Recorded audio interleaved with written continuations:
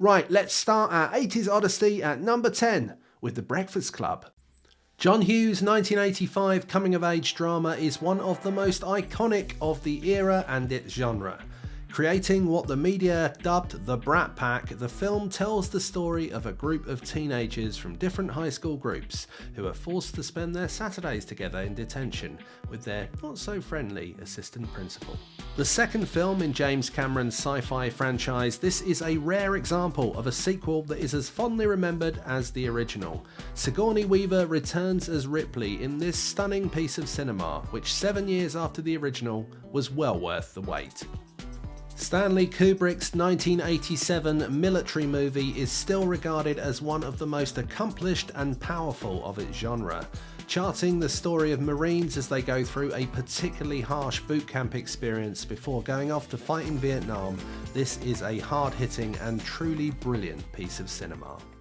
Have you ever skipped school? Come on, admit it, have you? I bet you haven't done it like this. At number 7, it's Ferris Bueller's Day Off.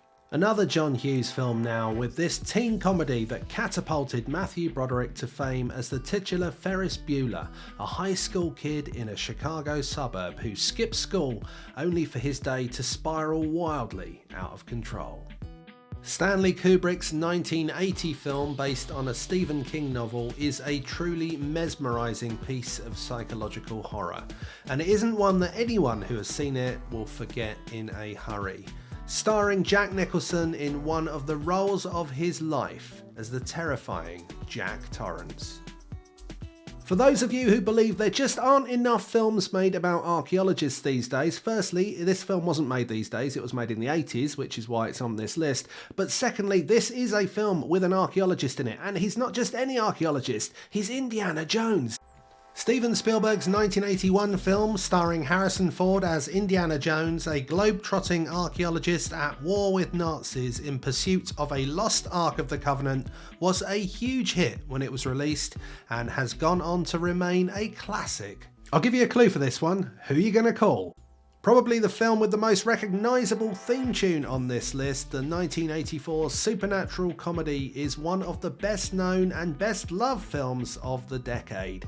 Starring brilliant performances from Bill Murray, Dan Aykroyd, Rick Moranis and Harold Ramis, this is a true classic. We couldn't get through the 80s without mentioning Star Wars, could we? And we haven't got through the 80s without mentioning it, but we're not mentioning the first one, because that was made in the 70s. This is Star Wars 2, as I like to call it. The Empire Strikes Back. The tricky second album wasn't tricky at all for George Lucas, as Episode 5 wowed audiences in 1980 as the second Star Wars film exploded onto cinema screens.